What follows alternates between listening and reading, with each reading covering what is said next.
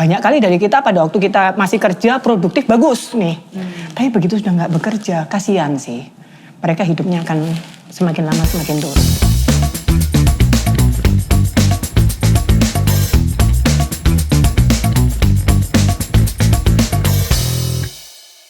Shalom semuanya, welcome back to Marketplace Wisdom bersama saya Ivana dan Pandi. Hai.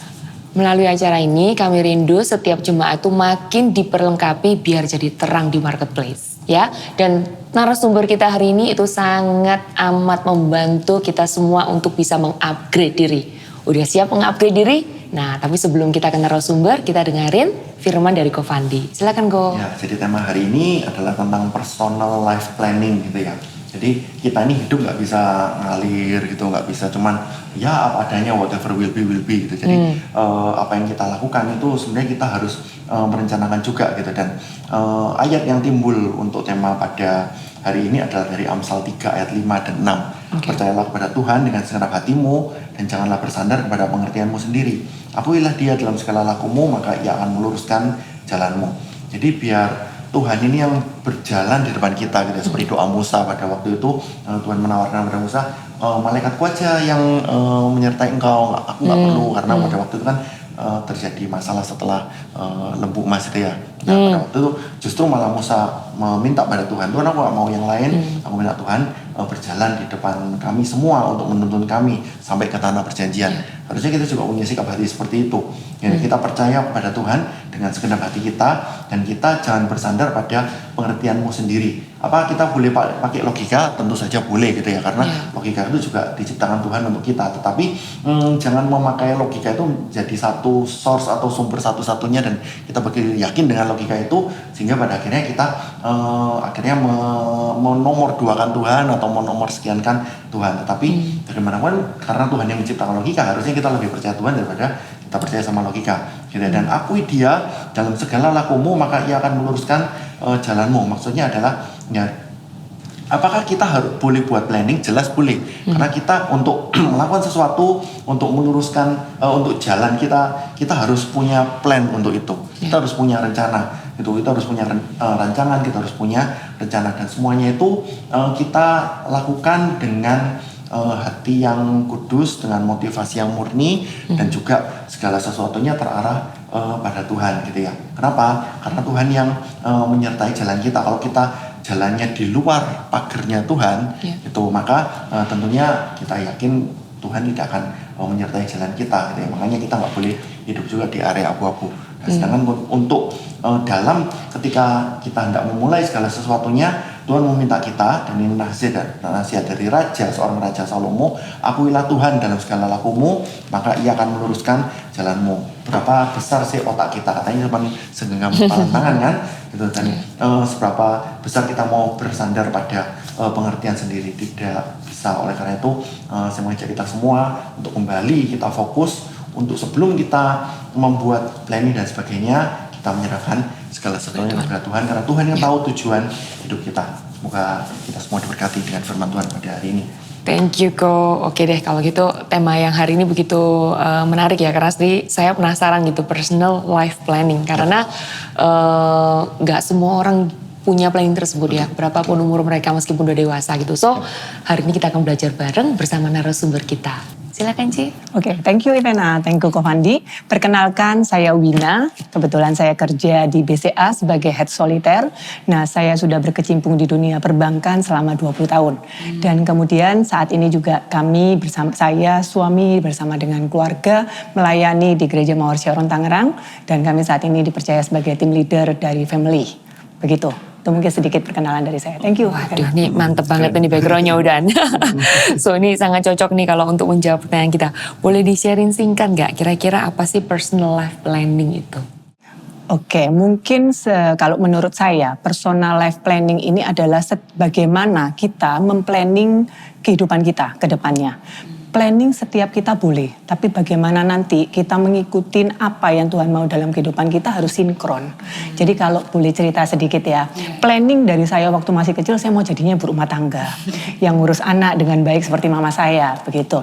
Tapi dengan berjalannya waktu dan setelah lulus kuliah, saya masuk di dalam dunia pekerjaan, ya akhirnya saya harus berkecimpung di dunia pekerjaan sampai saat ini gitu kan ya.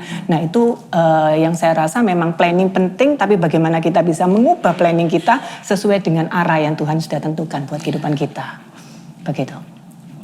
I see. Meliputi apa aja sih nih kalau misalnya disebut life planning? Karena kan kalau kita ngomong life itu luas sekali ya. Kalau kebetulan kalau saya ini biasanya gini, ini dari menurut pandangan saya ya. Planning itu ada beberapa hal. Dalam kehidupan itu kita segalanya harusnya di planning. Nah mungkin yang pertama kita harus planning adalah pertama cita-cita. Buat kita semua pasti ya, pasti muda kita punya cita-cita apa nih? Boleh. Cita-cita itu adalah tujuan bagaimana kita bisa belajar dengan rajin, bekerja dengan rajin, dan hidup dengan baik. Istilahnya untuk mencapai cita-cita. Selain daripada cita-cita mungkin kesehatan. Kesehatan tuh tidak bisa diambil sekejap. Kalau papa saya bilang, orang sakit itu bukan hari ini. Orang sakit itu dari 10 tahun yang lalu. Nah, apa yang kita makan saat ini, apa yang kita exercise saat ini, itu akan mempengaruhi 10 tahun ke depan. Itu adalah planning. Dan yang ketiga adalah bagaimana kita juga berkomunitas. Itu juga penting. Karena kita tahu ya pergaulan buruk merusak kebiasaan yang baik. Pergaulan buruk, nggak apa-apa sekarang. Tapi kita nggak pernah tahu loh. Kalau pergaulan buruk itu akan berdampak panjang di masa depan kita. Kalau dari saya biasanya akan memplanning 3 dan ini yang kami jelaskan juga kepada anak-anak kami sih. Nah, kalau Ciwina kan lebih karena secara pekerjaan lebih urusannya dengan keuangan nih. Nah, menurut Ciwina gimana? Kira-kira poin-poin penting untuk planning secara keuangan. Oke, benar Ko Fandi. Jadi kalau boleh saya sharing hari ini memang lebih fokus ke keuangan ya. Oke, kalau keuangan yang paling penting yang kita lakukan adalah financial check up. Mungkin kalau kita tahu ya, selama ini kan taunya medical check up, betul ya? Iya, betul. Itu yang poin nomor 3 kan, kesehatan tadi. Betul. Nah, sebenarnya medical check up dan financial check up itu sama pentingnya. Kalau kita medical check up adalah kita supaya tahu nih, kesehatan kita di mana sih? Kita di merah atau hitam, gitu kan ya kalau di lapor live. Ada bintangnya atau enggak? Betul. Di financial juga seperti itu. Jadi bagaimana kita financial check up rutin. Sama dengan medical. Medical 6 bulan, ini juga 6 bulan sebaiknya. Oh, 6 bulanan. Betul, I see. karena biasanya ya financial check up itu bagus banget, antusias, semangat, tapi biasanya cuma 6 bulan. Setelah itu lupa Ko Fandi sama Ivana. Bener ya? Oh iya lupa ya kalau harus nabung. Nah itu. Jadi financial check up itu paling penting. Di sini kita bisa tahu berapa pendapatan kita, berapa pengeluaran kita. Nah, jangan sampai nih besar pasak daripada tiang. Betul ya, kita waktu kecil selalu dibilangin. Nah, ini penting karena kalau begitu kita besar pasak daripada tiang, udah masa depan kita itu akan susah. Karena apa? Kita itu memakai uang yang seharusnya bukan jatah hari ini. Pakai yang di bulan-bulan berikutnya dan itu namanya akan nanti terus bertumpuk.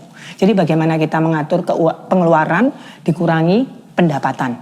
Kalau pendapatannya lebih besar, bagus, berarti hijau. Kalau di medical check up aman. Tapi kalau pengeluarannya lebih besar berarti merah.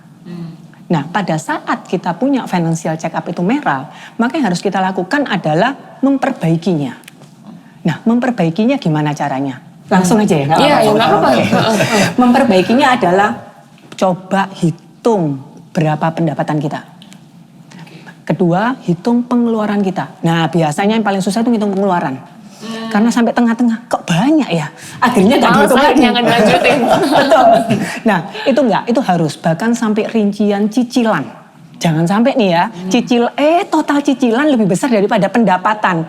Loh gak hidup berarti ya? Nah itu gak boleh. Nah kalau sampai terjadi bahwa cicilan kita lebih banyak, stop. Berarti kita harus betul-betul rubah kehidupan kita. Kita harus lihat pendapatan kita bagaimana, cut semua yang memang tidak perlu. Dan kita harus juga berani bersikap disiplin. Enggak beli, tidak beli. Itu. Supaya financial kita yang merah jadi hijau dulu. Karena banyak kesalahan dari kami anak-anak muda dulu, apalagi baru kerja ya, Wandi ya, saya dulu baru kerja, duitnya banyak banget gitu kan ya. Belanja terus. Belanja terus, betul belanja. Jadi apalagi belum awal punya uang gitu kan ya. Jadi enak nih belanja, kalau dulu mikir, sekarang belanjanya itu hati-hati. Nah itu kita harus jadikan finansial kita dari merah jadi hijau, sama dengan medical. Nah nanti setelah itu baru kita akan lebih mudah untuk berinvestasi, untuk kita bisa membangun kehidupan. Dan jangan lupa, saat kita bisa mengelola keuangan ini dari merah menjadi hijau, maka di sini loh yang Tuhan katakan, kita dipercaya hal kecil, Tuhan akan tambah-tambahkan dengan hal besar.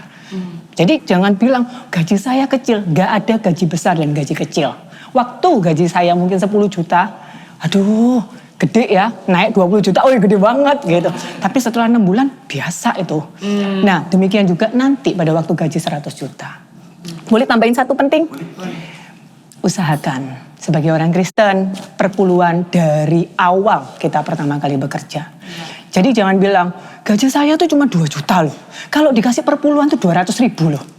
Jangan salah, nanti kalau gaji 100 juta dikasih perpuluhannya 10 juta loh. Itu lebih berat. Jadi mulailah dari kecil. Ketaatan kecil akan membuahkan hal-hal yang besar di masa depan. Seperti itu. Nah sekarang kan kalau yang merah udah jadi hijau nih. Nah, Betul. mungkin di situ gimana ya, kalau udah hijau kan pasti beda penanganan kan. Nah itu gimana menurut Ciwina? Oke, jadi kadang-kadang yang merah harus jadi hijau. Tapi apakah hijau bisa jadi merah lagi? Bisa loh. Kalau kita nggak teratur dengan financial check up seperti itu. Jadi kita juga meskipun kita sudah hijau, kita tetap harus financial check up. 6 bulan sekali buka kembali pengeluaran pendapatan. Ini masih sinkron nggak? Berapa yang diinvestasikan? Biasanya kalau saya belajar ya dari para nasabah saya gitu ya. Saya kan kadang heran, nasabah uangnya banyak amat gitu ya. Jadi mereka tuh cerita, mereka mau punya omset berapapun, hidup mereka seperti ini. Nah kalau kita kan salah ya Gufandi ya sama Ivana ya. Gaji naik, pengeluaran naik langsung. Bahkan gaji belum naik, pengeluaran sudah naik dulu gitu biasanya. Nah pengeluaran karena gaya hidup kan. Betul. Nah, misalnya gaji naik, lalu nanti beli inilah, beli itulah, Betul. beli barang branded lah. Nah seperti itu. Dan itu memang harus di-manage sih. Jadi saya juga banyak belajar dari para nasabah saya itu bahwa hidup itu bukan untuk sekarang loh. Kita bilang sekarang uang kita lebih, itu bukan untuk sekarang loh. Kita harus berpikir bagaimana kita usia 55 sampai 80 tahun. Dengan iman kita hidup 80 tahun, gitu kan ya. Nah ini loh, pada saat-saat ini loh, kita harus menyimpan dari sekarang. Nih hati-hati sama yang namanya YOLO. Betul. Benar. Yes. Gitu. Di sini biasanya juga kita belajarnya dari cerita Yusuf ya. Bagaimana dia menyimpan di masa-masa kelimpahan sehingga dia siap di masa kekeringan. Banyak kali dari kita pada waktu kita masih kerja produktif bagus nih. Tapi begitu sudah nggak bekerja, kasihan sih. Mereka hidupnya akan semakin lama semakin turun. Nggak mau gitu kan? Jadi sama-sama kita belajar dari sekarang. Nah ini sih, gimana kalau ada orang-orang yang bilang, kan kadang kan gini, mungkin beda generasi ya gitu. Kita ngomong kalau generasi X yang senior itu kan mungkin bekerjanya terlalu serius, konsen, bahkan kadang-kadang agak over. Terus habis itu memang uangnya banyak, tapi pada akhirnya kan tidak terlalu bisa menikmati. Nah sedangkan ada generasi yang lihat loh, aku dapatnya sekarang ya aku mau enjoy sekarang. Nah kira-kira menurut Ciwina itu proporsinya seperti apa ya? Yang itu pesan buat teman-teman anak-anak muda ini supaya manage-nya gimana? Oke, misalnya gajinya sekian ya sekian aja untuk Evan gitu, jangan separuhnya atau jangan 75% gitu. Iya. Seperti itu. Memang kita harus kombinasi ya, karena kita juga jangan semua bekerja dan one day kita juga nggak bisa menikmatin, istilahnya gitu kan. Karena mungkin kalau porsi saya boleh sharingkan biasanya dari 100% ya kita bicara ya. 100%, 10% itu mutlak perpuluhan. Karena di dalam Alkitab yang Tuhan bilang ujilah aku, itu hanya masalah perpuluhan teman-teman. Mungkin kalau teman-teman nggak yakin, percayalah. Istilahnya gitu. Kemudian 30% adalah investasi teman-teman. Investasi ini bukan harus di saham atau bukan harus di obligasi, investasi-investasi yang kita nggak tahu malah. Beli rumah.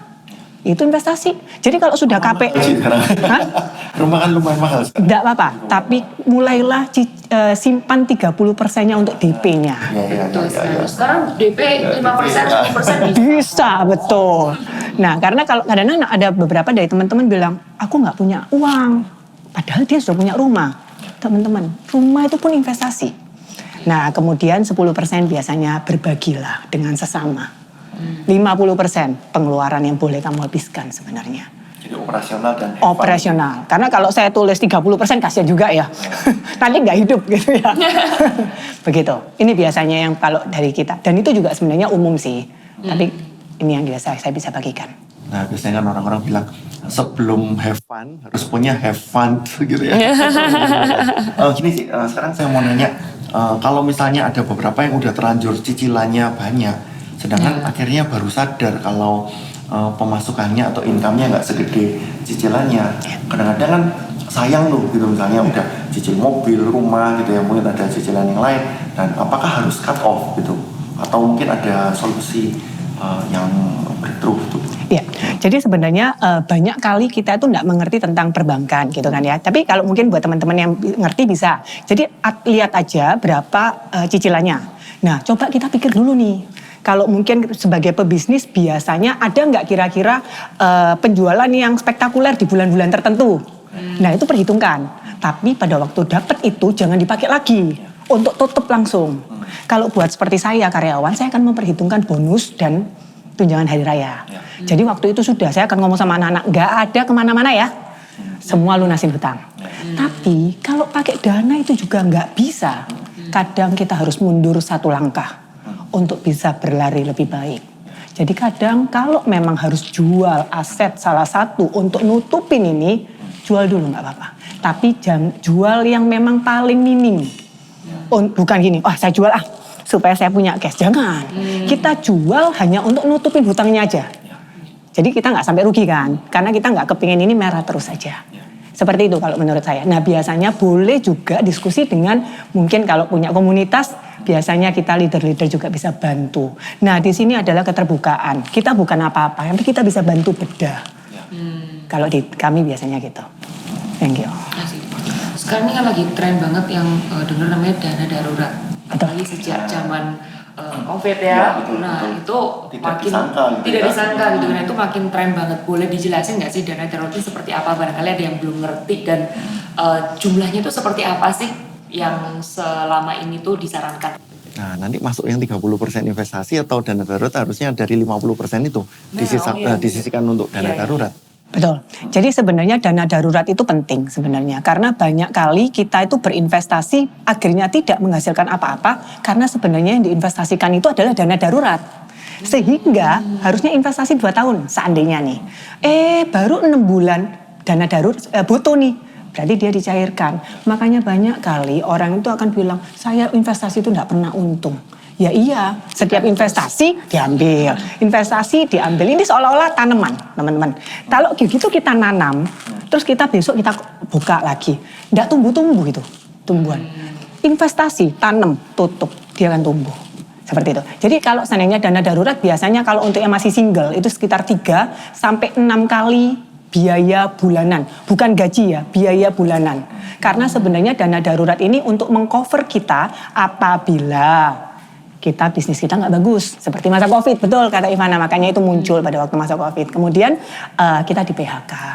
Atau mungkin perusahaan kita nggak sebagus dulu. Itu 3 sampai 6 kali untuk yang single. Tapi kalau untuk family menurut saya masih butuh 12 kali biaya bulanan. Nah, terus dapatnya dari mana kalau kayak begini? 12 kali, bisa-bisa gaji sebulan nggak dipakai. Jangan. Biaya bulanan ditumpuklah sedikit demi sedikit. Biasanya kalau saya jujur, saya akan pakai dari apa? Dari bonus, tunjangan hari raya yang saya akan sisihkan mungkin lebih banyak, 50% saya tumpuk dulu. Loh, dana darurat itu bukan berarti nggak boleh dipakai loh. Dana darurat itu nanti after 1 tahun, jadikan itu investasi. Jadi kita punya lagi. Jadi ini istilahnya ini kayak ini, apa namanya? Isi ulang, refill. Begitu ini sudah isi ulang penuh, nggak kepake nih.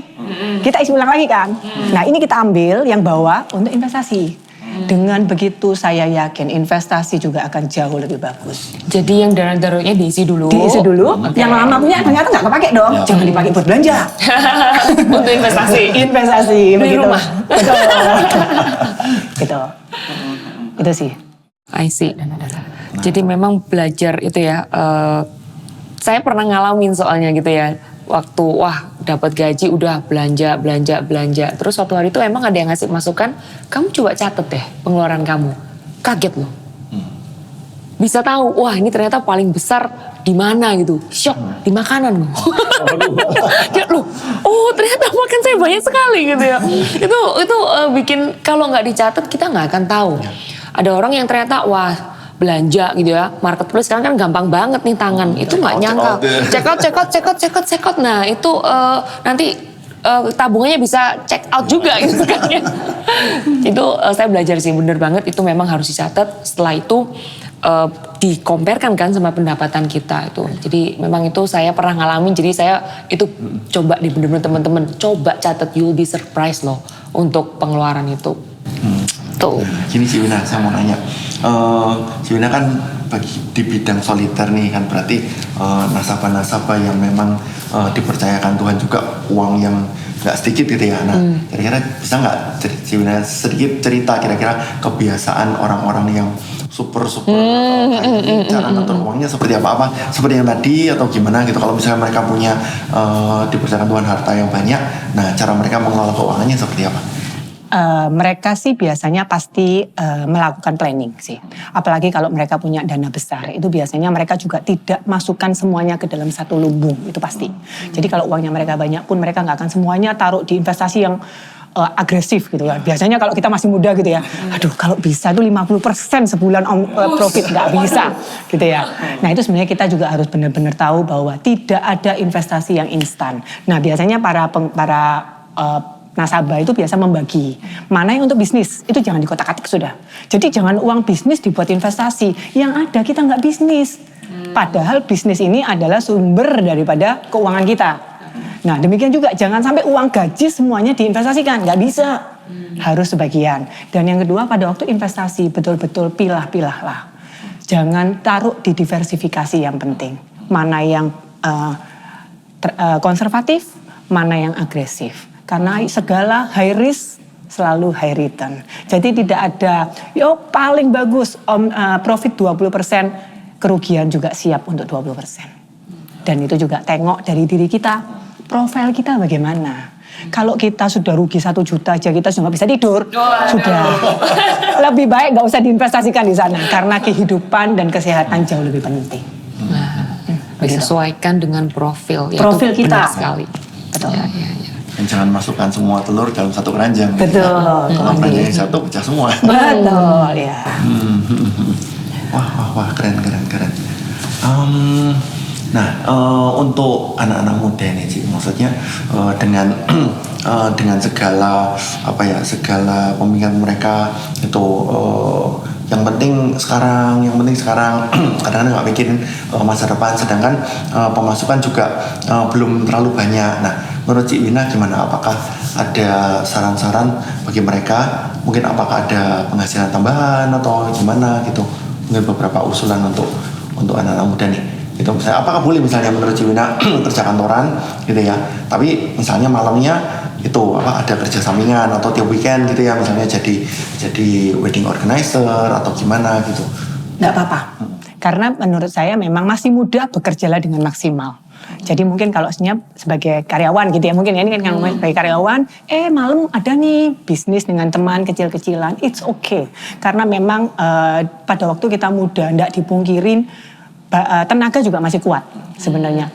Pemikiran juga jauh lebih kreatif, maksimalkan.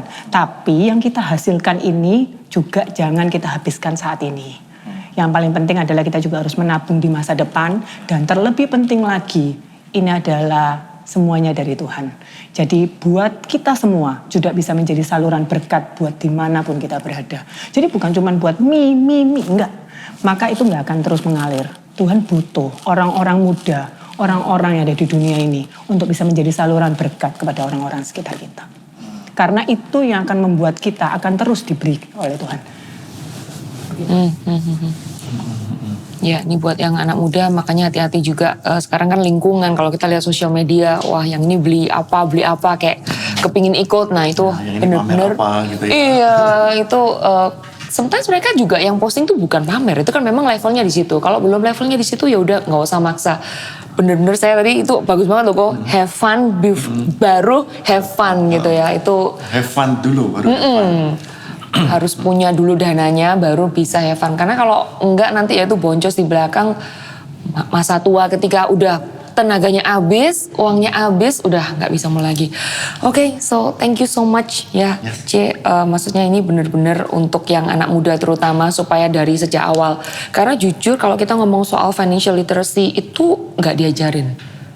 ketika di bangku sekolah itu jarang diajarin gitu. Bahkan di bangku kuliah kayaknya kalau kamu nggak ambil jurusan tersebut nggak diajarin gitu ya. So be careful anak muda. Makanya bersyukur banget kita punya platform ini ya, dimana kita bisa mengundang para narasumber yang sudah berpengalaman di bidangnya. Oke, jadi kalian jangan sampai sama seperti dunia ya. Kita harus lebih dari pemenang. Oke, so Imina boleh ditutup dengan mendoakan untuk setiap. Mungkin ada closing statement. Oh ya boleh.